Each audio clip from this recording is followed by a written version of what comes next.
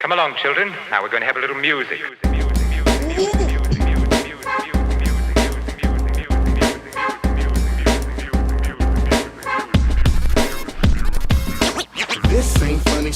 What's up? What's good, guys? Welcome back to another episode of First Cut Live. We are talking about all the good stuff and all the good news coming off in the movie world this week.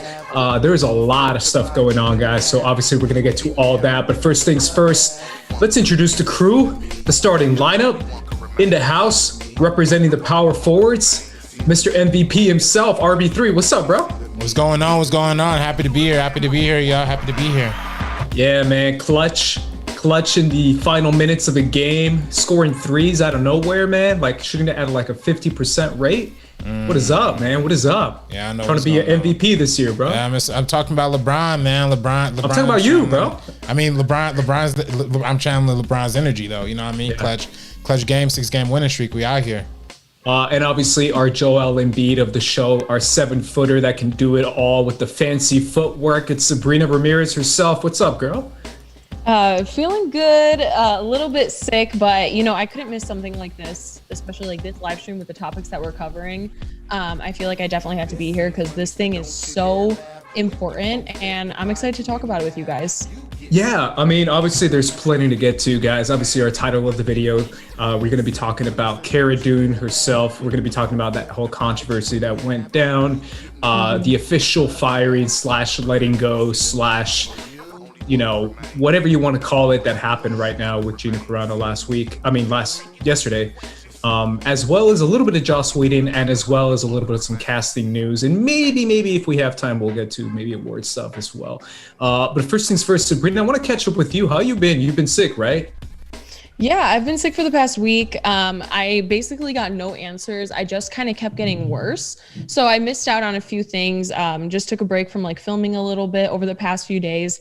And it's gotten worse. I kind of lost my sense of taste and smell all day today. So now I'm going to go get tested again. I don't know. I don't leave the house. I don't do anything. So, just like the normal grocery run, things like that. But I walk around in LA and these restaurants are open. And when I'm going for like a run or a walk, everybody's sitting there on the sidewalk, no masks. It's just ridiculous. Obviously, there's a lot of factors that go into it, but feeling a little crappy, but not too bad. So lucky for that. RP3, how you been, man?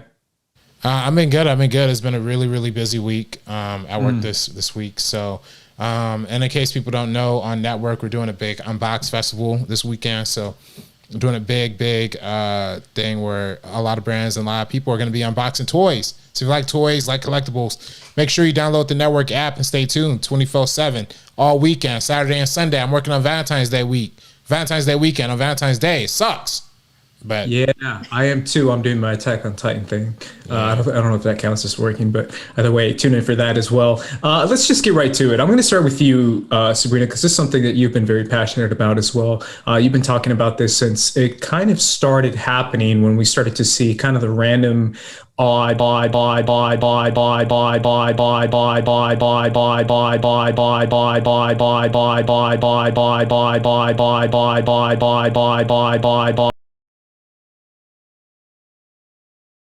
pretty dark. I tweeted a little bit about it, but I know a lot of people are starting to kind of scratch their heads and really try to understand what exactly has been in the making. But I think if you really take a little bit of time to look into it, you start to realize like, oh, it's not just anti-mask. It's like anti-mask, anti-black, anti-diversity, anti-everything.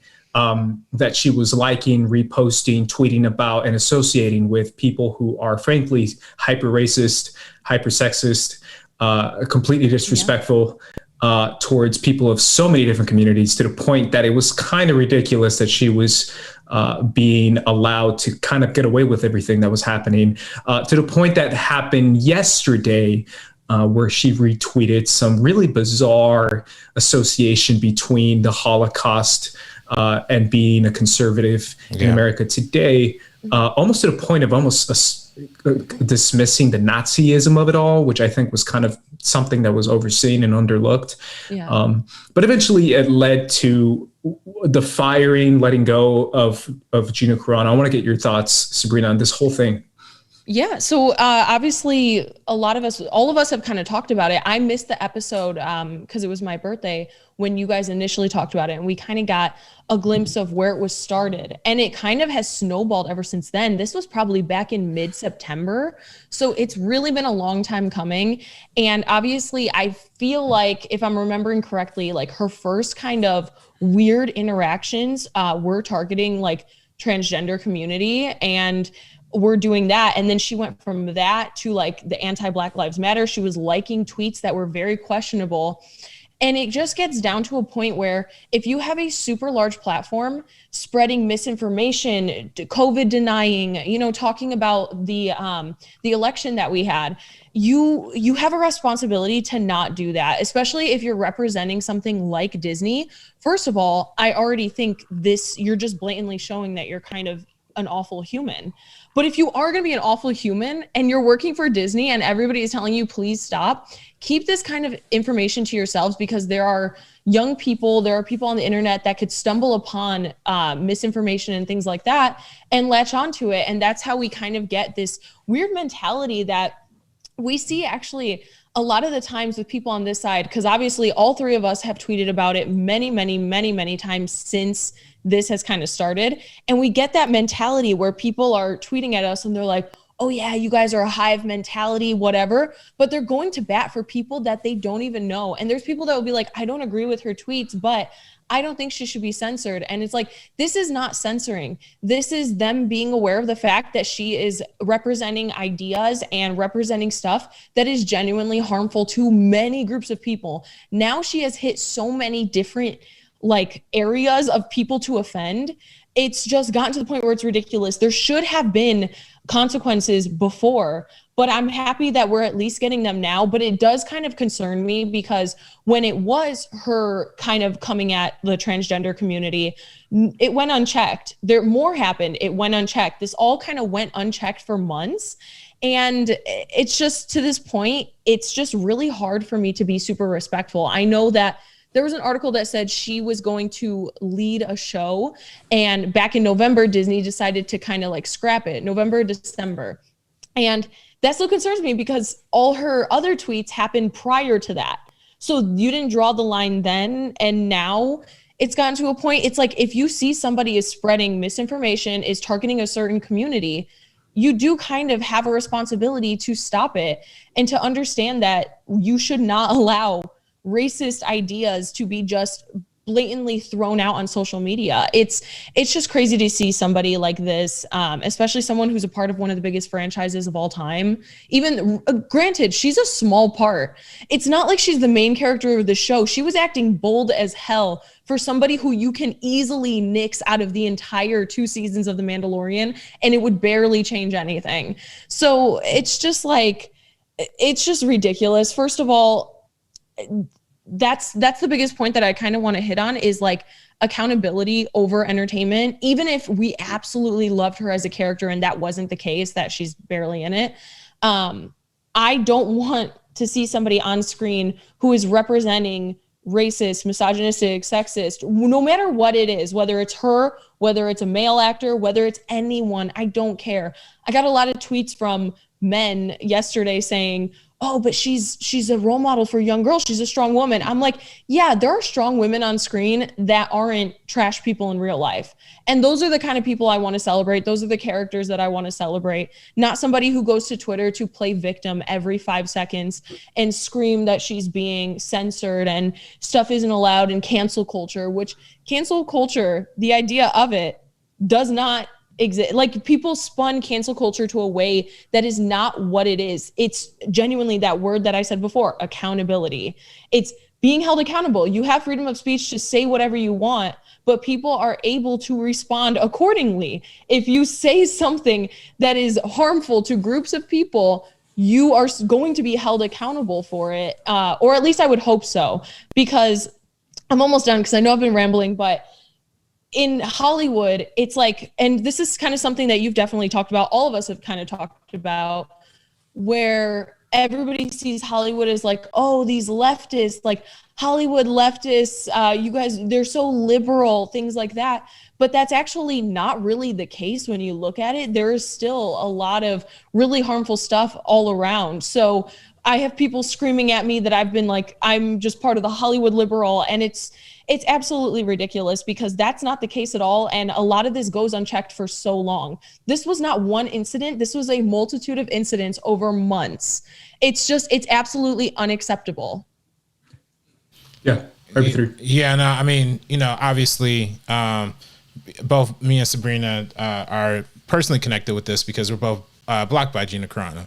Obviously, right? Yeah, I don't know why I'm not. I don't know. I think maybe Pedro retweeted you, and then maybe she was like, "Oh no, I can't see this." Ever since I got retweeted. Yeah, I'm cool. Yeah. No, you're in the Star Wars. I don't know. Maybe she was trying to get an interview on Sabak the Block. But maybe. No. I doubt it. Yeah, who knows? But it's really funny because back when this happened, also long ago, back in November, like you said, Sabrina was away for your birthday. It was funny because that was also the exact same week that Ray has started the investigation for the Joss Whedon thing, and that whole episode was called "Accountability Over Like Entertainment," right? And that's and we're back at that exact same conversation yet again, but yet 4 months later, and we see positive results on one side in terms of Gina Carano's firing, though. Like why did it take so long? Like what was the issue? What was the holdup? The thing is though, and I think Sabrina hit it right on the head. People are equating this with like cancel culture, whatever. For one, I think when people think of cancel culture, they're usually talking about what comedians are talking about, and when comedians are talking about getting canceled for like jokes or like getting canceled for stuff you say on stage, which that's debatable. That's whatever. But I don't touch that stuff. Like whenever I get upset or whenever I personally get outraged about something, it's not over a joke. It's not over like someone's, it's not like somebody said like, I don't like ham and cheese and I'm going to get outraged about it. Like, no, it's never nothing like that. It's when it's not jokes. It's when it's using your public platform to discriminate, to antagonize, to belittle, to disrespect all like kinds of groups, starting with the trans community, and her whole changing of the pronouns thing was just absolutely disrespectful. And again, she made the choice to tie it with Star Wars. Nobody told her to do the bip boppity boop thing that she did. Nobody told her to do that. Nobody told her to change her cover photo to Baby Yoda. She made those choices. She chose to do that because she thinks that that's okay. She thinks that because she's on Star Wars, because she's getting paid millions of dollars, whatever. So now we're looking at a situation where, Disney probably, Disney don't like that stuff. We've seen Disney, fire Roseanne Barr, we've seen them fire James Gunn, ultimately rehiring him back.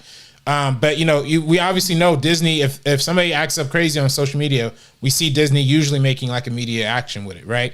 The thing that was confusing about this is, it's like we didn't see action, and that's what was super concerning to me. Like going forward was why was there an action? What was the issue here? And I've said this, and I said it back. I had there's somebody who I used to work with who reached out to me actually and was trying to talk, like when the whole Gina thing was happening. I was getting offended about it on Twitter, whatever, and she blocked me. There's somebody who I worked with back, at somewhere, wherever, who actually called me and was trying to tell me, hey, maybe she's not that bad of a person. Maybe like, she employs people and maybe she puts people in good positions. And, this whole thing is just her opinion, right? It's just an opinion. And what I told that person back then, and it's the same thing I want to say now. Look, when there's smoke, there's fire. If there's like, if she is going to go, if she honestly thinks it's okay to like make fun of, poke fun of, and antagonize a whole community of people, like the trans community, what's going to stop her from saying something racist? What's going to happen when she says something, like the N-word, or say something, super out pocket? When she get fired then? Or what about when it gets anti-Semitic? And see, that's always the kicker. It's never when it's about like LGBTQ or, exactly. Black or brown people. But you know, it gets to a different level when, you know, it gets to the anti-Semitic stuff, which is justifiably, like, it shouldn't even get to that level. Like, what universe do you actually think that Republican oppression? This is always the narrative they go with too. Like, Republicans are always like, oh, like this victim narrative. Everybody wants to be a victim. Everybody wants to do whatever. Like, fam, you're making yourself the victim in this case. You're trying to actively be the victim instead of listening and opening your ears and finding out what's actually happening in the world. You're making yourself the victim. You're proclaiming the victim. You're proclaiming this, oh, like, she's getting censored. She's like, no, you did this to yourself. Like, these are your own actions. And frankly, people, I don't know if, like, whoever reacts or whoever tweets and reacts to these things, like, act like they haven't worked a real job. Maybe they haven't worked a real job. I'm not sure. But if you tweet some crazy stuff at a real job, guess what? You're going to get fired. Like, that's just what happens. Like, it's like, for some reason, people take like this blank when it comes to like entertainment. Like, because they're entertainers, like, we're not supposed to hold them accountable. Because they're entertainers, we're not supposed to look at what they do critically. But it's just like, no, that's just like, that's stupid. And you have to be held accountable because you're using your platform for something dangerous. And that's what she was doing. That's what she was doing back in November. That's what she was doing in December. You know, obviously, you know, you mentioned those reports, Sabrina, about like her, you know, potentially being in that the Rangers thing or whatever, Rangers of the New Republic. I do got to say, thank you, Disney. Thank you, Disney. Let me give a round of applause to Disney Corporation. It was a little late. I know. But I do got to say, I did pick up Mandalorian season 2 last night. And you finished it? Oh, no, I didn't finish it. I just watched the first episode. And I gotta say, oh my word, I can't believe how excellent that first episode is. I'm super happy to get back into something I love with Star Wars. Without a toxic, evil, vile personality who's going to ruin that experience for me. So, you know, really appreciate it. Go ahead, Sabrina. And that's exactly the thing, is that you're talking about this kind of stuff in any normal job. If I were to work in an office or whatever, and I tweeted comparing my political views to like genuinely tragic situations that happened throughout history. It was kind of that tweet that I tweeted out, and it was like Katie Hopkins or whatever that random lady's name is. And it was like how it feels to be a white conservative woman today. And it's like, yeah, it's a fake target and you put it there. And that's exactly what she does over and over again. I said she's going to continue. I don't even know how long it's going to be until she goes out on like some stupid podcast or something like that and is like, oh, I'm being censored, I'm the victim again. It's like, no, you have a choice. You have a choice with spreading this type of information, with doing all these things. And like RB3 said, like it should have happened a long time ago. And it's awful that it had to get to this point. But if anybody tweeted attacking like the transgender community or LGBTQ community in general or anything like that, you would face consequences. I don't know why she didn't face those consequences immediately, especially when the main actor in the same television show that she's in has a transgender sister. It's like, this affects people in real life. You see these different things, like your actions have consequences. Somebody could read that and be young and impressionable and be like, yeah, like targeting this specific community that already gets targeted enough in terms of violence, in terms of every day, like being treated awfully. It's just so awful to see this come from a woman who is so privileged to be able to have this large platform where she's able to say whatever she wants and face no consequences for months. And that's why she kept tiptoeing out even further and getting even worse every single time. And it's something that should have been checked a hot minute ago, like months ago.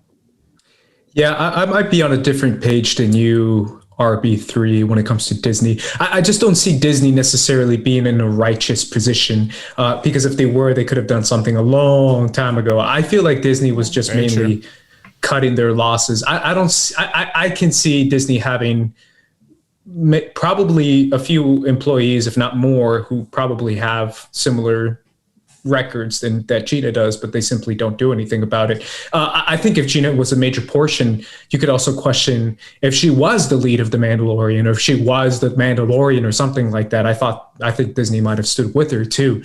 There's a two sides to all of this when it comes to that. I just don't see Disney necessarily profiting off. I don't see them valuing like actual morality over profits. I just don't see it. Of course not. Yeah. So to me, I think this was more like, hey, we were gonna do this anyway, but we were gonna do it quietly and do it in a very natural way, as in like we kind of wrote her out of the show, or we just kind of ran out of scripts for her because they didn't really have much for her, the character. And they were just like, oh, now we have the opportunity because we were asked by this publication.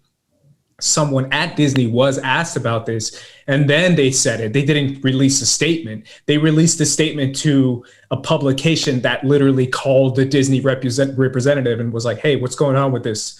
What are you going to do about it? And then they were like, oh, yeah, we don't agree with it. She's gone.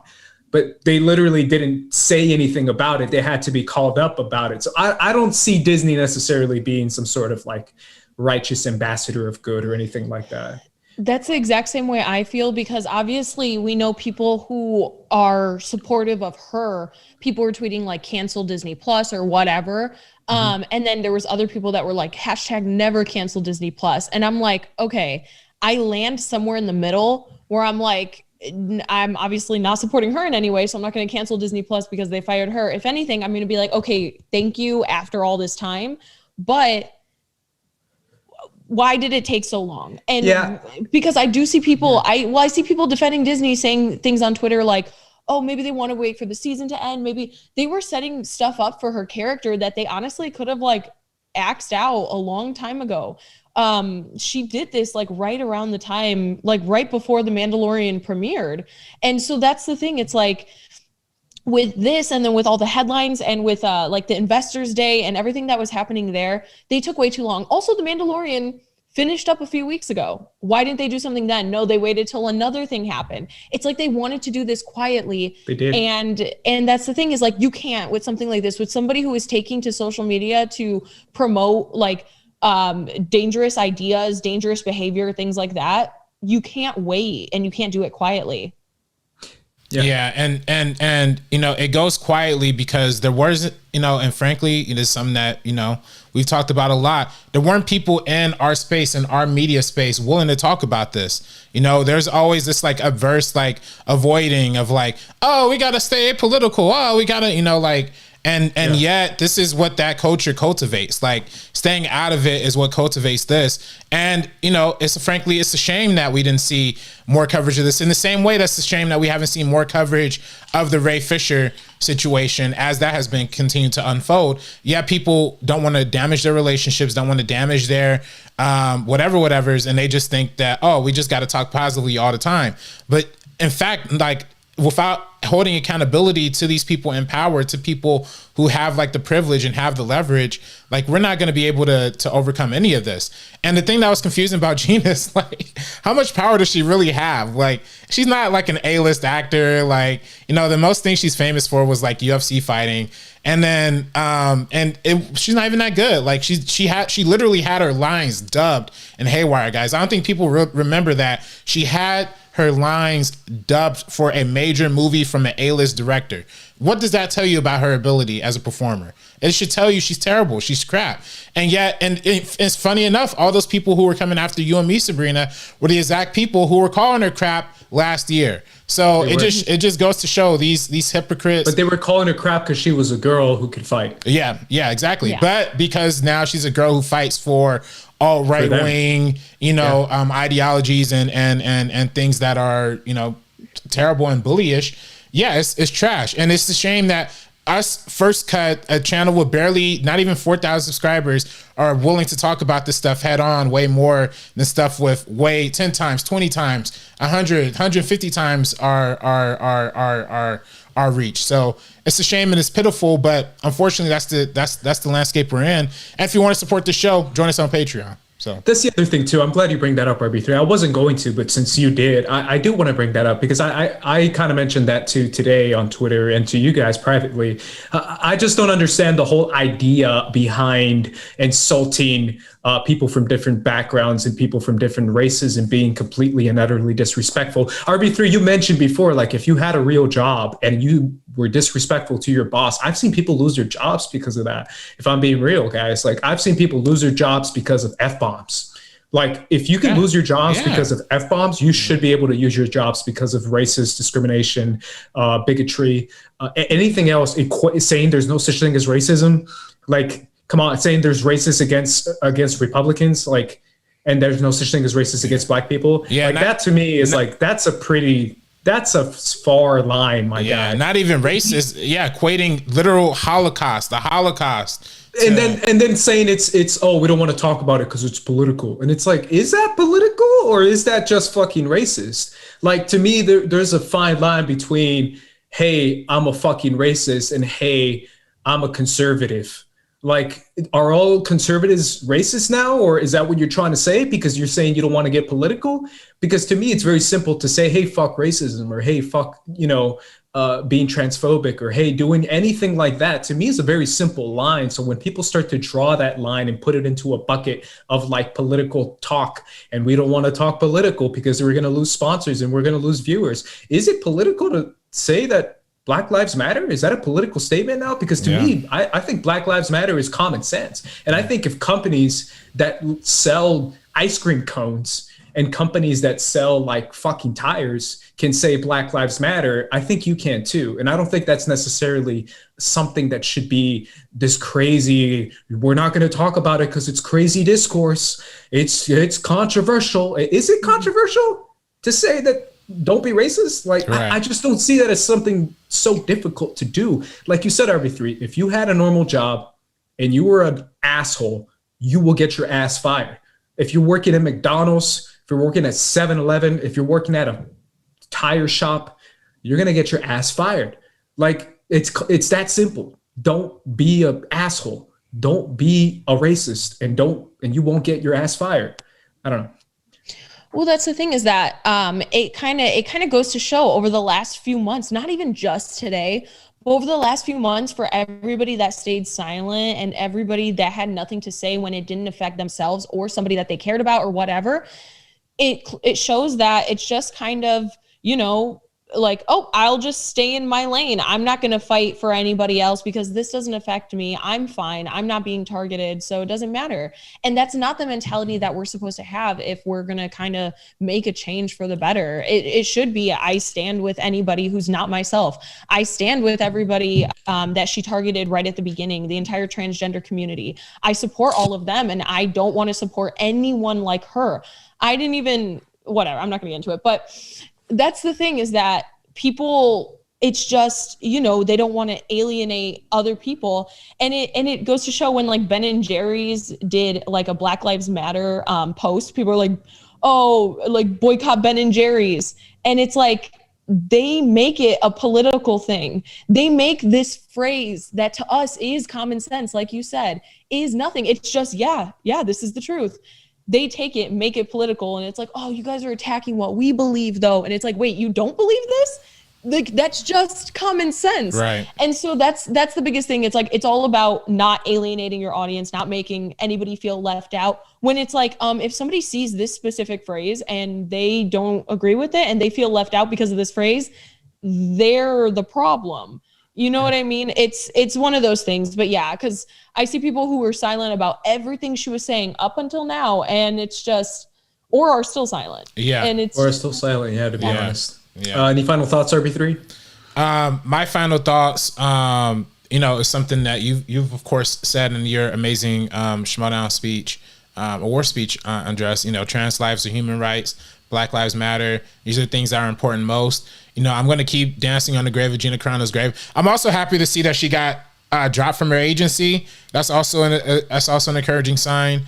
To me, that's, that just shows she probably is not going to get booked for too much else. And, they blacklist, Black people, brown people for way less and for way and for something that's way less impactful and way less harmful to people.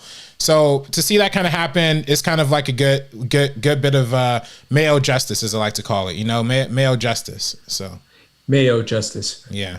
As in like mayo that you put on a sandwich. Yeah. White justice, white privilege justice. Yeah. Also, just barely enough. Yeah. If I'm being honest, and I wasn't going to say this, but I mean, I guess since you brought it up, I honestly, unfortunately, I think there's a huge market now. I don't know who I talked to about this with. Might have been you, RB3, a couple weeks ago or last week. Yeah, it was last week on Sabak. We talked about this crazy Star Wars fandom that is known for being super racist, but we talked about how there's a big market for being super alt-right and super, ridiculous and over the top. I'm sure she'll be fine, guys. So if you are crying for Gina Carano, don't. Because she'll be fine. She's going to make plenty of money doing her podcast, doing her right-wing radio, doing her alt-right racist propaganda bullshit. She has made she'll make plenty of cash, bro. She'll make plenty of cash. And she has made a lot of money. And it's her fault. She fumbled the bag. She fumbled her own giant Star Wars bag for not even having the talent to even act at this kind of level anyway. And yes, she did it, and she fumbled it. She was probably friends with Jon Favreau and like all those guys. Like that's probably how she got the role. But, too bad, too sad. You lost your job. So that's the thing. Like, you're not Amy Adams. Like, you cannot be that bold and that ridiculous on social media all the time and expect to not face any consequences. Even Amy Adams should face consequences. Yeah. But to not even be a huge important role and not even to bring a good performance to it, it's just ridiculous. And let's move on to the Joss Whedon situation that came out. Funny enough, guys, this last week I've been watching, maybe because I'm kind of trying to, eventually get into the Star Wars movies of it all. But before I do that, I was like, I'm going to rewatch Buffy because I love Buffy and it's one of my favorite shows of all time, as well as Angel.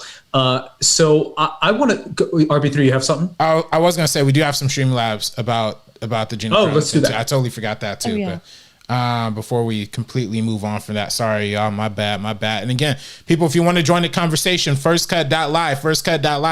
We have a good amount of people in the chat already. Thank y'all so much for supporting. We're live on YouTube and on Twitch and on Twitter, so make sure to follow us on Twitch at firstcuttmo and on Twitter at firstcuttmo. Here's our first, and if you want to communicate to us, because obviously multiple streams, firstcut.live is the way to do it. So Cinema Gorilla donated $5. People also forget legal culture exists. People don't know the studio contracts and agreements they have to sign. There are legal rules against hate speech in the workplace. I'm waiting for Jon Favreau to have several seats with all this and his Pedro beef. Yeah. So, Cinema Gorilla right on the money. Cost 17 donated $5. To be fair to Disney, after James Gunn firing/rehiring, they may be unsure how to handle these situations. They are different in many ways years beforehand versus yesterday, for example, so they legitimately may need the public's help to learn. Yeah, I mean, I think it's pretty cut and dry. I mean, to me, it's like, she's doing it now actively. And, the Gunn thing, I was obviously vocally against, like, when, like, he did get rehired, because I'm like, dude, you just got... Suicide Squad, and you got two jobs off of being controversial instead of one. Like, come on, man, what kind of stuff is that? But that being said, like, you're right, they are totally different things. Like, I wouldn't even put what James Gunn did close to what she did. So yeah. And this is coming from Kylie. Sorry, Kylie, your message didn't read. Let me try it again. Okay, let me try one more time. Sorry, Kylie. Kylie just came through with a great message. I don't know why it's not reading. Kylie donated $10. As a trans Jew, thank you. I appreciate everything, and Sabrina, thanks for always treating me the same. Kylie donated $10. As a trans Jew, thank you. I appreciate everything, and Sabrina, thanks for always treating me the same. Yeah, so good. Had to hear it twice. Kylie donated $10. Thank you, Kylie. Thank you, Kylie. Thank you so much, Kylie. Is that all of them? We did have one more thing that came in here real quick. About to lose your job. Get this dance. You about to lose your job because you are detaining me for nothing. You about to lose your job. You about to lose your job. All right, that's it. That's all. That's all I wanted. That's all I wanted. I was like, who is this? Where they at? I want to get to the Joss Whedon situation because, as I said before, guys, I was rewatching Buffy, and I was actually tweeting about it. Funny enough, the day before this Charisma Carpenter stuff came out, I was actually tweeting about Buffy, which is kind of insane. Oops, sorry, my bad. No worries. But it's one of those things where I'm looking back on this show, if I'm being real, guys, before we get to the whole Joss Whedon of it all, I'm looking back on this show and I'm really kind of reminded as far as how it is one of my most inspirational shows when it comes to the type of content that I would love to make in the future. Vampires, comedy, ridiculousness, just so many themes that are touched on in the show, just like everything that I love, like all mixed into one. And obviously I grew up with it when I was like 7. I started watching this show back in like 98.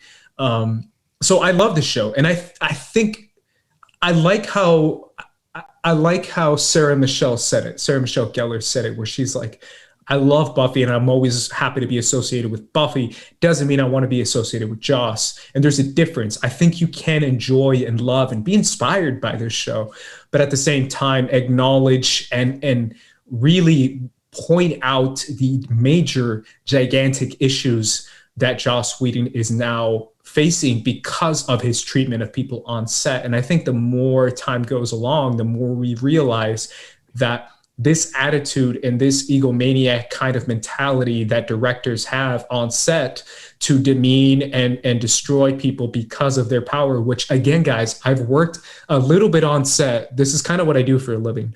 And I've seen it. So if I've seen it from like music video directors, can you imagine like the kind of story? You see what I'm saying? Like it's real. Like the abusive culture between these people are real. I've seen it many times. My roommate has seen it. My circle of friends who work in the industry have seen it. We know what it is. And it's really kind of brutal.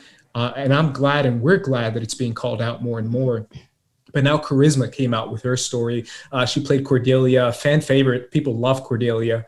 And it's one of those things where you start to read her story, and then Michelle Trachtenberg, who played Dawn Summers, also came out and agreed with her, saying that she was in a similar position as well as Sarah Michelle and Buffy, and as well as, I'm forgetting her name, she plays Willow's girlfriend.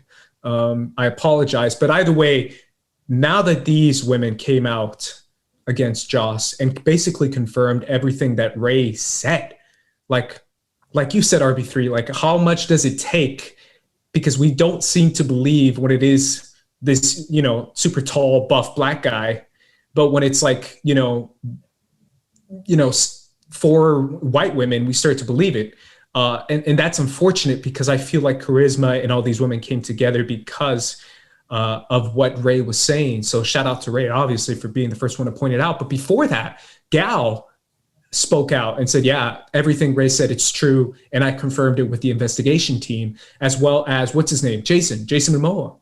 Said the same thing. He said, yeah, everything Ray said is true. And I confirmed it to the investigation team. And everyone keeps saying that line because it's under like some sort of legal development with the investigation team at Warner Brothers. And Charisma said the same thing, but she said, I want to be a little bit more vocal in what exactly Joss did to me.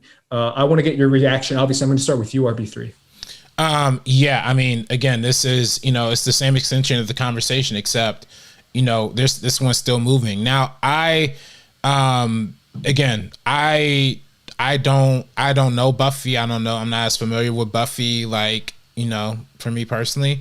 The real extent to Joss Whedon's work that I really know is the movie Serenity and the first Avengers movie, right? And I really love the first Avengers movie. That's one of my favorite Marvel movies, whatever. But that being said, though, as soon as Ray Fisher came out these kind of allegations, for one, those are bold allegations to make for anybody of any status in this industry, let alone somebody who's just getting started. And that's the thing. Like, he obviously had to consider that this is going to be a huge risk. There's going to be something that was going to be a big deal and a big complication in his career. I know he suspected that. I'm sure he anticipated that. So why would he make these allegations for no reason? Like, it's not like he's saying things to just say things. He legitimately felt uncomfortable while on this set with this dude. And of course, like, you know, people online, like commenters online are always like, we don't know. I don't know what it clearly exactly said. It doesn't sound too bad.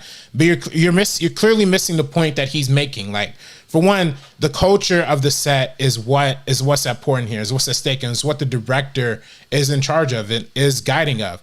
Now, when he has a direct experience working with a director like Zack Snyder versus a director like Joss, and he could tell the difference of like who he's working with and how a set should go and versus how a set shouldn't go. It doesn't matter if it's one of his first projects. You know how you should be treated. You know how you should be respected. He has theatrical training. Like, it's tough to be a theatrically trained actor, but he did that because he obviously is like highly connected to his craft. He didn't waste his whole life learning this, building this career path to star in one of the biggest movies of all time, to tank it for no reason.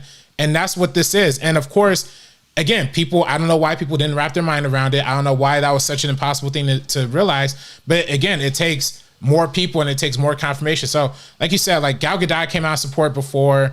Jason Momoa came out of support before. But like how you know, and part of me wonders how much support they could really give while an active investigation is going on.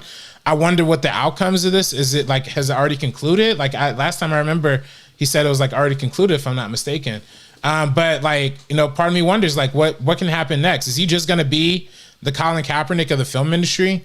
Like who's just gonna, because he's so far just looking like he's a sacrificial lamb to what appears like all these other people coming out and speaking up. Rightfully so. We need people speaking out.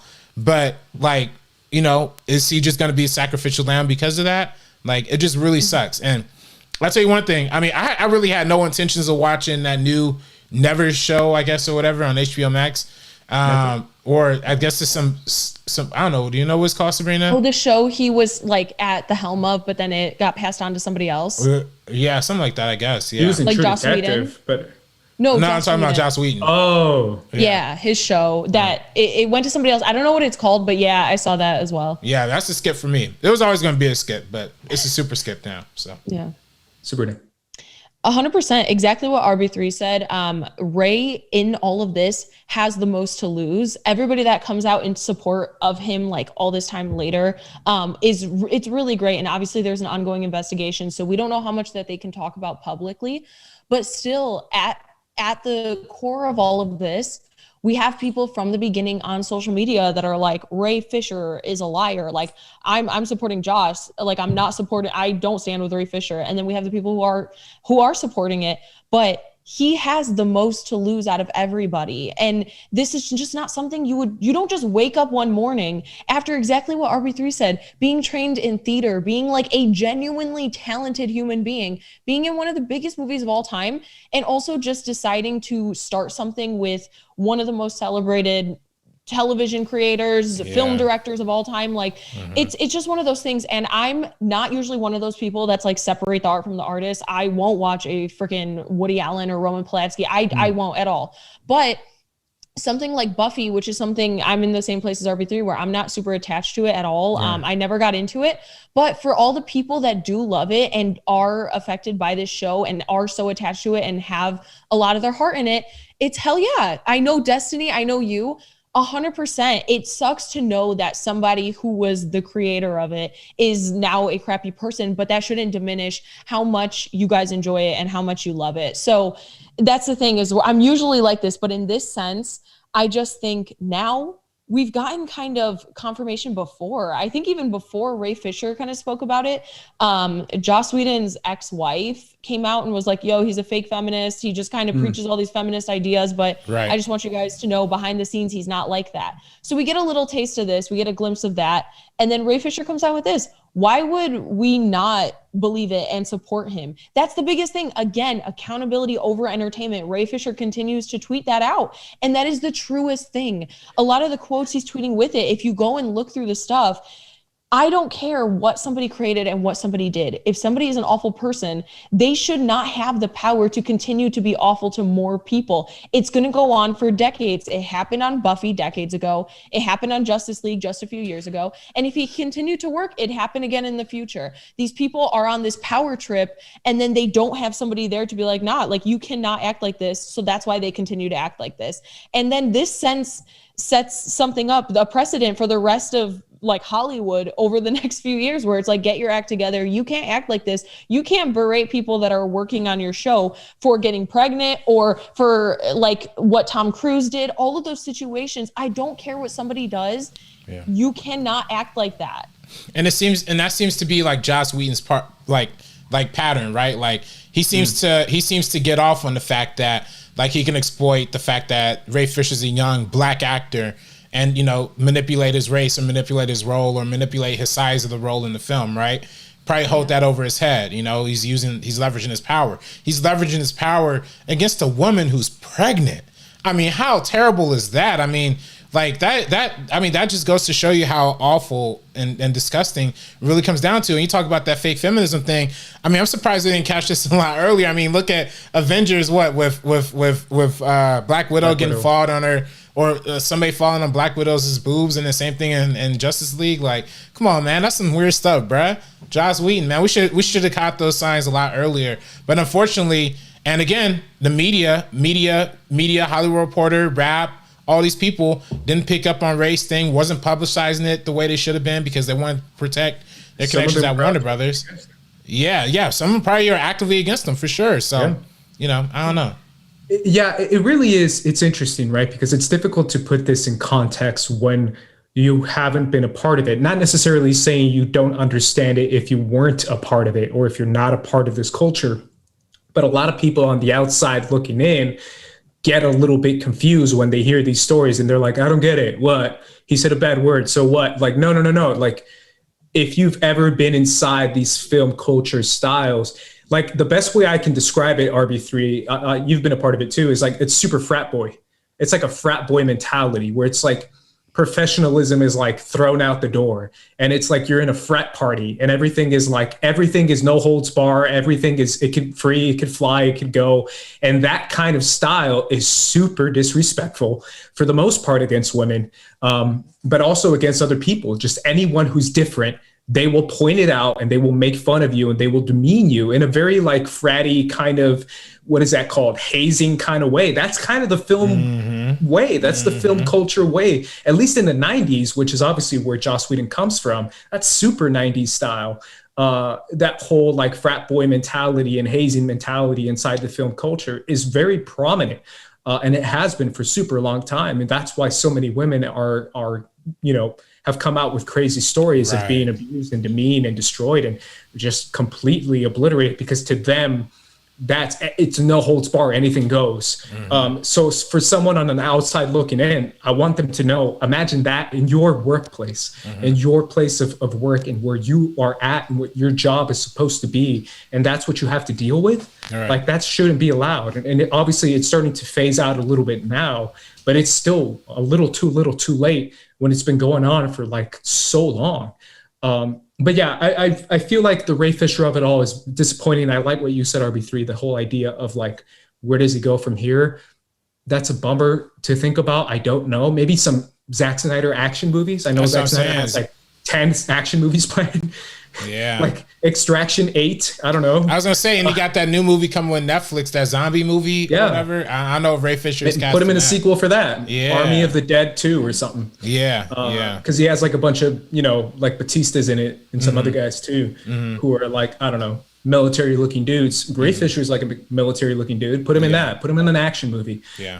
But yeah, I really do feel like it's a bummer because a lot of people might kind of just brush it under the rug as like the way things are or the way things have been. But I'm glad that people like Charisma and Michelle and Sarah Michelle Gellar are coming out. Yeah.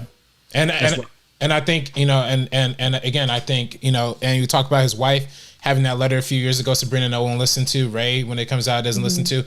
All these things, change only happens when people come together and when we kind of have like a united idea of what we can do moving forward. Like I think a lot about when I think about this situation, you know, ironically enough, I think a little bit about Judas and the Black Messiah, and how in that movie Fred Hampton was talking about building like the Rainbow Coalition, which is like all these different groups coming together to stand up against the power and the corruption. So he went to like Puerto Rican groups, and he went to like Farmers Association. A lot of those people in the Farmers people were, you know, white people who frankly were like Confederate flag lover people. But, you know, when people can get behind a general thing of good, of decency and of self-respect, that's something that we could all get behind. But unfortunately, I feel like we've lost that in this society.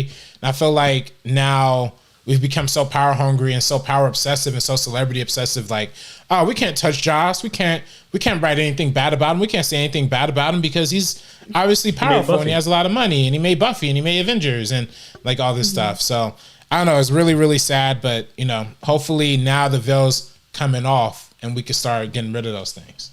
And it's kind of even before, right around the same time as like Justice League came out and everything happened, there was also that leaked, and I mentioned it before, like a few months ago, there was that leaked Wonder Woman script that everybody was saying was like awful that Joss wrote. And it was super like misogynistic, very, very sexist, was looking at Wonder Woman in a completely different way.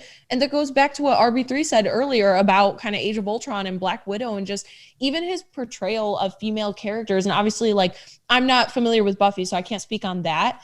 But how he kind of just like, hides behind this veil of like, oh, I'm a feminist. Like, look at these characters that I created. But behind all of that, he acts a different way. And I don't care what you put on screen. I don't care what you put out. If you don't act like that towards your actual actors, towards the people working under you and people around you, and just in your daily life, then you're not a feminist and you're not any of that. It's pretty crazy. And that's why it's one of those situations where, again, when we're talking about, I really hope that this doesn't really negatively affect Ray Fisher, because honestly, I want to give so much support again, where I cannot believe, like, I can't even imagine like how courageous it is to be a smaller no-name actor doing something for the first time and be able to stand up to something like Warner Brothers, stand up to something like Joss Whedon. That takes so much courage and a lot of strength in general. I just hope more people come out in support of him. And honestly, like press and media, it's like we kind of said earlier, they don't want to cut ties with certain studios. They don't want to be looked at differently with certain studios. So they run different stories and they don't kind of focus on what's really important. And there's that whole internal investigation, and him being dropped off The Flash. That's another thing. He was supposed to be included in The Flash. He got dropped off because of all of this. And like, I don't know necessarily. I hope that's something that maybe he wanted to do rather than getting fired for standing up for everything. So I'm just hoping that he continues to push forward with that and honestly get roles that he's meant to get and not be blacklisted from Hollywood for standing up for what's right. Yeah, obviously there's so many layers to it too, because obviously Andy's doing that movie, and obviously I don't even know what's going on with that, obviously, with the whole Ezra Miller thing of it all. It's just a completely bizarre situation. And I think even fans are confused. They don't even know what to think. But by fans, I mean like hardcore DC fans who are like super on board with the DC movies. I think even they're like, do we support it? Do we not support it? Do we boycott it? Do we not watch it in support of Ray Fisher? Like, I've heard a lot of people debate this because they don't know how to go about it, because they don't necessarily want to hurt Andy Muschietti, the director, but at the same time, they don't want to celebrate the Warner Brothers cutting out Ray Fisher of it all. It's a weird situation, and I hate this culture that Hollywood has, like you said, Sabrina, that has these major media outlets that are so afraid to break ties, so they want to sound so good and proper and cool when they're just a part of the same agenda that they are, if I'm being honest. I'm kind of over it. I don't know. I've been keeping up with some other stories when it comes to like the Promising Young Woman controversy that's been happening. I don't know how much of you guys heard about that, but with the whole review about that, like I just feel like so many of these major outlets have dropped the ball for so many years, and they've always hid under their like agenda of like, we love everyone. Right. We're super feminists. We've always been feminists. And it's like, are you sure? Are you sure about that? Also, I don't want to hear about people preaching feminism and diversity and stuff like that, but having like a staff of all 50 white writers dudes that looked exactly the 50 same. white dudes. I'm not even like every time I see an interview with like Variety or IndieWire or some shit, like it's always a fucking white dude. Like, no offense, guys, but you guys always say like, yeah, we're about feminism, diversity. It's always a fucking white guy. Yeah, and like, that's really those are your critics too. Yeah, I was literally just gonna say the only time you don't see like all white critics is if it's like Black Panther or something like a huge deal. Where like, oh, okay, we gotta get our black writers in now. Like they'll find like some freelancer on Twitter or something like that, DM them real quick, and then say, "Can you write this review?" And then just carry on with the rest of all their other media coverage and everything else just being whatever. So it's really, really sad, and it's really, really sickening. But hopefully I do think, and you know, we never spoken that Promising Young Woman, Carey Mulligan thing, but also I think that's kind of sad too. Isn't it sad that a star as big as Carey Mulligan feels like she's afraid to speak up about a review that was literally like ageism against her, like literally talking about like her being too old to like be perceived as like sexy or sexual. Enough. Yeah, like what? Like that's insane. And who wrote that review? Was it even a male or was it a female? It was a dude. It was a dude. Like, how can a dude even be allowed to write something like that? So, and it's crazy that she felt like she couldn't speak up about it because she felt like the publication was too powerful. Like, that's crazy. That's insane. Yeah, it is wild. Yeah. Obviously, guys, I want to end on a slightly more positive note, which is the casting of Pedro Pascal in the Last of Us series for HBO Max. Go ahead, RB3. We do have one stream lab that came in about the Ray Fisher situation. Again, people, firstcut.live, $5 and plus donations will be read out loud. Bradley Pooper donated $5. Sadly, if we only consumed media from people that never did or said anything bad, we would probably be left with not much. Yeah. See, I don't agree with that. I really don't. I think that a lot of people have this idea of like, you know, you have to be perfect and all that. It's not about perfection. It's just don't be an asshole. Don't be racist. RB3 and I, we talked about this years ago when we said what's going to happen to a Hollywood where we start to hold accountability to such a high standard. And I answered and I said, good. Then we have some better people making movies. There's plenty of good people out there who make films and who work in films and who work in movies. I know because I work in the industry. You work in the industry, RB3. You've met him. We've met him. Sabrina, you've met him. There are good people out there who make good shit, good content, and who actually back up what they speak. And obviously, there's always going to be pride and power and corruption that might get in the way of their ideals. But at the end of the day, there's plenty of good people to put in charge. And this idea of Hollywood being corrupt and always being corrupt should not be the case. Right. Yeah, that's the thing. It's like, I don't know. It's exactly what I said before about cancel culture, where people think it's like this mentality of like, if you've ever done one small bad thing in your life, you're going to be criticized for it. It's not even that. It's just holding people accountable for, yes, if they've done something harmful in the past, something that's racist, something that's misogynistic, something that's targeting any group of people, they're going to be held accountable for that. And they would have to own up to their mistakes. Again, there's consequences for your actions. And that's the same thing if somebody's currently doing it the way we saw with Gina Carano, with her beep boop, like bullshit that she put. Like, that's the thing. It's like, if somebody does that currently or before, we can't even, Joss Whedon, honestly, I don't even like anything of his. Like, we were talking about people that we've met. I've met like Mike Flanagan, Lee Wanell. From the experiences that I've had with them, they are two of the freaking nicest people in the entire world. We're still going to have nice people that are creating things.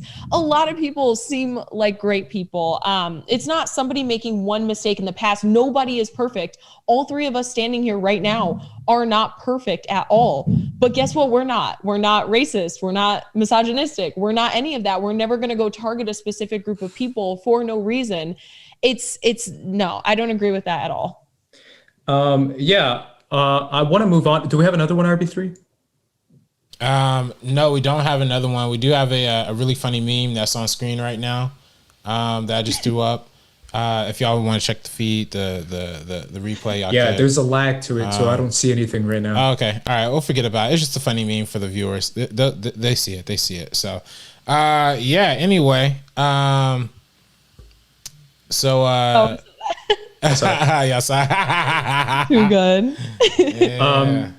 So let's move on to the updated casting we got. Yesterday was all about The Last of Us. Literally the entire day was spent with publications chasing around the official casting. For the first, in the morning, if you guys were keeping up, Mahershala Ali was offered the role. Apparently he might have turned it down. And then eventually by night, they offered the part of Elle to Bella Ramsey, who plays Lyanna Mormont on Game of Thrones. I know you guys are not aware of who that is or what she does, but I am, and she's awesome. She's playing one of the best characters in the show, and obviously she has a small role in the show, but she plays a great little girl ruler of her home country, and it's kind of incredible because there's this line where the Mormonts are a powerful family, and one of the Mormonts gets basically like kicked out of the country, and he says like, yeah, now my little niece is in charge, and she's like 11 years old, and it shows her on the throne. So it's kind of like a funny moment where she's literally ruling. It's like a little girl, and she's great as a ruler, and she's like a little girl ruling her country, Bear Country. Shout out to the Mormonts. But either way, she's cast as Elle, and then later on that night we got the official confirmation that Pedro Pascal is cast as the dad, who I think his name is Joel. What do you guys think of this? Well, I'm sorry, go ahead, Sabrina. I know. Oh, you're Last of Us guy. You go, because I love Last of Us. I haven't played Last of Us 2 yet because it came out during a time where I wasn't like the most financially capable. But I do plan on playing it. But Last of Us, I love. It's one of the most cinematic, beautiful games of all time. And when it first came out, I really wanted like. It came out in 2013, so it came out right when the finale of Breaking Bad was ending. So at the time, I really wanted like a Bryan Cranston to play Joel. Now, obviously, right now he's a little older, so he's a little too old for that kind of part. But I think Pedro Pascal is like perfect for it. I mean, I know he's like the meme of like the single dad or whatever. He's always playing a single dad in movies. But this is definitely going to be another one of those. But this, I mean, I'm just curious, like how this story is going to be, because the game's already so cinematic. And like, you know, that performance, I think the guy who performs it, his name is Troy Baker, if I'm not mistaken. It's a really, really great performer in and of itself. So I wonder what layers Pedro Pascal is going to be able to add to it. But I think it's dope. The girl too. Yeah, she's great. I forget her name. Bella Ramsey? The girl who plays it in the game. Yeah, but I know there was some controversy to that too, right? Because it was originally, modeled after the art, Elton Page, and how, and or Elliot Page, I'm sorry, artist formerly known as. My apologies, and but it's just really, really, really, really. I think to me, I'm just over the moon excited because for one, it shows that they're casting people of color. Like they're gonna go with Mahershala, then they went with Pedro. That's really, really cool. So it's not like staying like locked to like this, rigid white dude kind of HBO adaptation. And for two, like the fact that it is going to be on HBO and the fact that this is going to be such a big deal and they got an actor as good as Pedro Pascal really truly means this could really be like some Emmy like level kind of stuff, because I personally feel like The Last of Us game is one of the best just stories when it just comes to stories, one of the best stories ever told. So I could see this being really, really great. Yeah, I'm not familiar with the game at all, but I feel like I've been seeing this for so long. I've been seeing people fan cast for so freaking long, but it's really cool to see this really young actress coming into this role. I mean, like coming off of something like Game of Thrones and being in this show, I just feel like this has the potential to be major and huge for obviously HBO, Pedro Pascal, and her as well, especially because this is a conversation that I had with actually like our friend of the show, Ben Goddard. Him and I had this conversation on Cocktails and Casting, where I was talking about how I don't think Pedro Pascal is an A-list actor yet. I think he is with people like us. But in The Mandalorian, his biggest show, he has a helmet on most of the time. I just feel like a general audience isn't really aware of him yet. And obviously Wonder Woman hit right around the time that I said this. And on the show live, I called my sister and asked her, because she's one of those people that's like such an average movie going person. So something like this is really cool because she didn't know who he was just by like name. But it'll be cool if this can kind of really push him over onto like the map and end up being a household name, because I do feel like he's one of the most talented people that we have working today. And it's cool to see him get all these roles, whether it is something like a Wonder Woman or it's something like this. And so, yeah, so I'm really excited for a lot of reasons, but overall, Pedro Pascal is staying booked and busy. Like, he's literally chill. Look what happens when you chill and you mind your business and you just have talent. This is what comes from it. So it's great. Yeah, obviously Game of Thrones, if I had to push back a little bit, I know you guys aren't Game of Thrones heads, but a lot of people are. A lot of people saw Game of Thrones. You're right. He's definitely not like super well known as far as like movies and shit. But when it comes to Game of Thrones, that's where people met him. And that's where he was actually, I think, almost Emmy nominated in Game of Thrones. And his small like bit part, he was actually like that good in Game of Thrones. And a lot of people fell in love with the character, and the performance behind the character was obviously Pedro Pascal, and what he did with that character was incredible. Again, you guys have to see this show. If just to watch his one season, it's amazing. But either way, I really do want to echo what you said, RB3, and obviously what you touched on as well, Sabrina, and that's the idea. I tweeted this last night. The idea of putting more Latinos in TV shows and more Latinos in general in leading roles. I've quoted this article a million times, but it's a study done by a USC professor talking about how many Latinos are in leading roles in Hollywood, and it's like 2 to 3%. It's something pretty bizarrely low. And the roles that we are in usually are like small side roles that are usually criminals. Shout out to Breaking Bad and Better Call Saul. All those homies are thugs, bro. All of them. Like, that show might be dope and shit, but like all those homies are straight up Mexican cholos and thugs and drug dealers. Every single one of them. Like Michael Pena in like 30 Minutes or Less. And then obviously, I can't remember if Pedro Pascal in The Equalizer, I think he was the villain. So it's just, we see it all the time, and it's super unfortunate.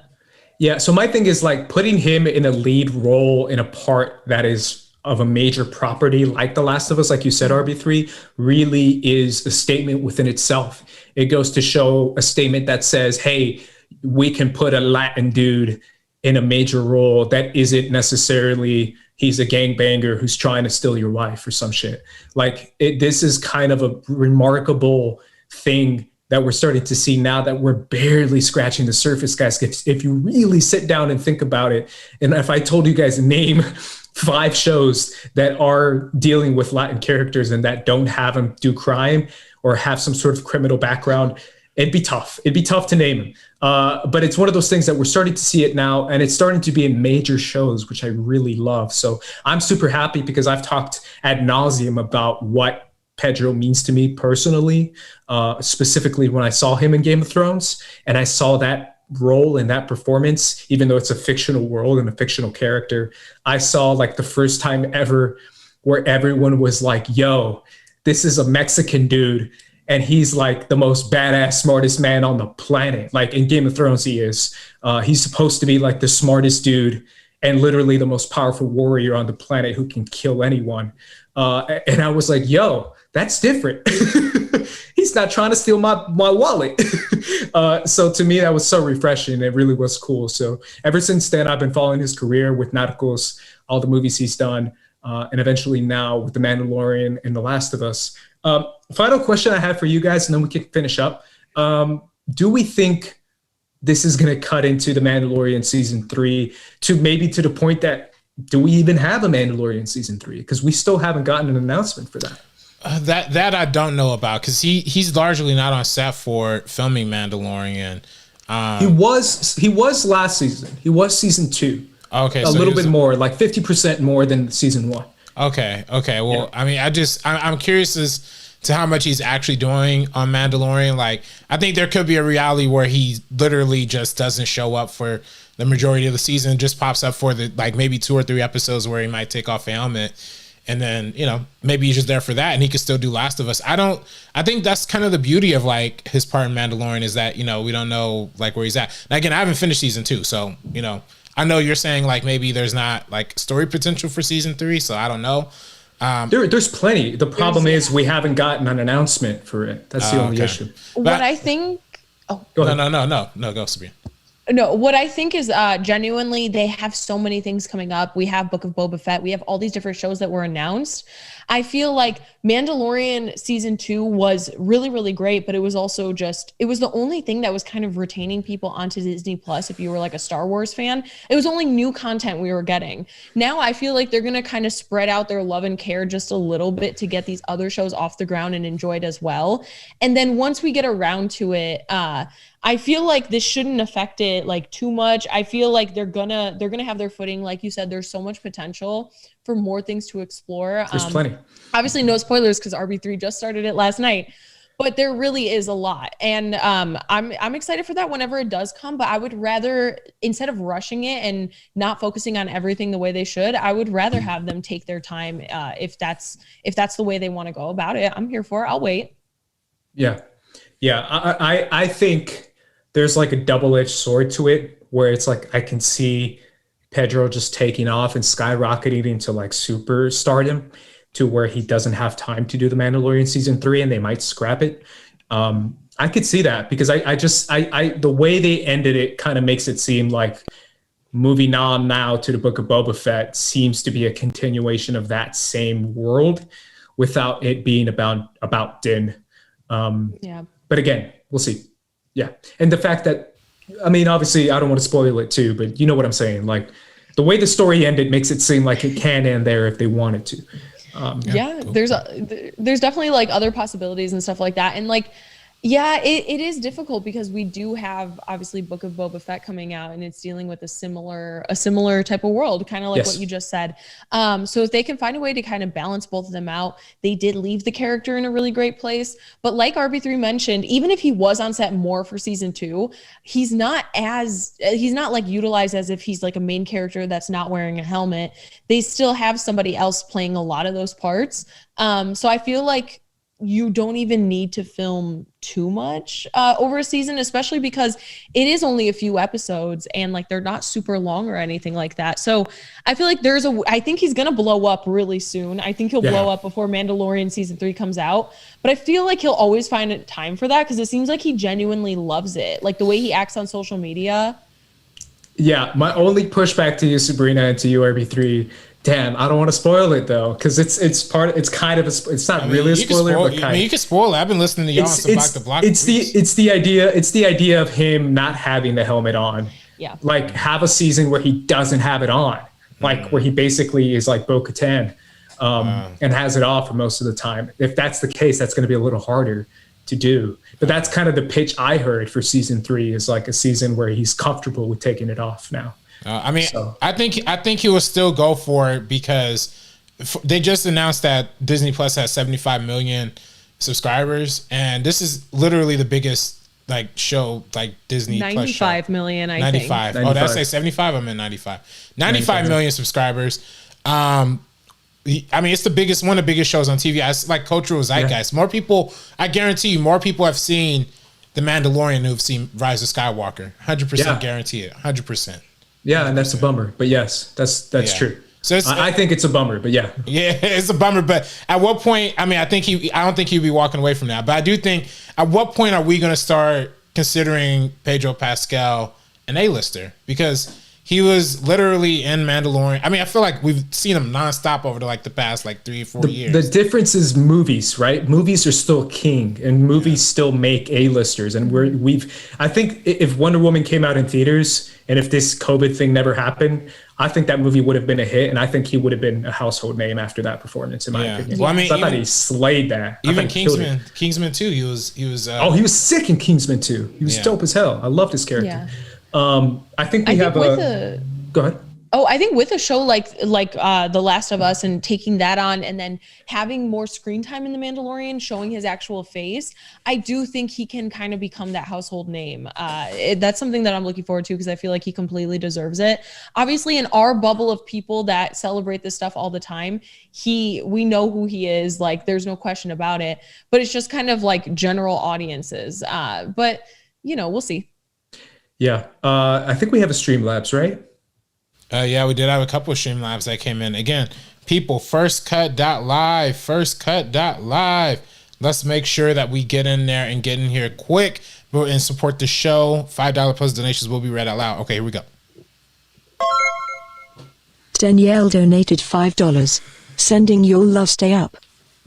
Thank you, Danielle. Thank you, Danielle. Danielle's also a really wonderful Patreon supporter, as well as our next donator as well. AA Ron donated $10. Love you all very much and I appreciate your approach always. I gotta give love to my favorite movie of 2021, Little Fish, starring Olivia Wilde and Jack O'Connell. Really moving and worth the $4 rental. Not seeing anyone talk about this one. I haven't heard of it. Let's see, there you go. AA. Sorry, that was the same one over again. Yeah, no, I haven't heard of this one. Little Fish. Me either. Little Fish. Since I've been sick the past few days, I kind of like switch off from like reading to like watching stuff because sometimes staring at the screen gives me a migraine for a while. But Aaron's been recommending Little Fish, and I actually started rewatching Skins, the UK version of Skins, and that's where he's got his start. And it is so crazy. If you guys have seen that show, it basically like Skins walked so Euphoria could run. It's that type of situation where it's focusing on like teenagers with like all those kind of behaviors. And we got Daniel Kaluuya. We have Dev Patel. We have like Nicholas Hoult. All these other people came from Skin. So I started watching it season 3 last night, and Jack O'Connell's in it. So I'll definitely check out Little Fish. Wow. Now I gotta watch shows like that because I'm always wondering, dang, where do you get these people from? Like, you know, I love shows that are just like under the radar and just have all these like stacked cast. But it's funny because again, we talk about Dan Kaluuya. People, if you haven't watched our Judas and the Black Messiah review, please make sure to do that. It's on the channel right now. And the movie comes out tomorrow. I highly recommend it, especially if you're interested in learning like the history of the Black Panther Party. And if you're looking for like a really, really good movie for Black History Month, it's a downer. You know what I mean? It's a downer. Sad ending because, you know, it's real story. Real tragedy happens at the hands of this. But it is inspiring leading up to that. I think it's an important watch for people who aren't as familiar with Black Panthers or with Fred Hampton or his legacy. Should really check this one out. And I think Zion Hour in the chat said it comes out tomorrow. Yeah, it comes out tonight or I guess tomorrow.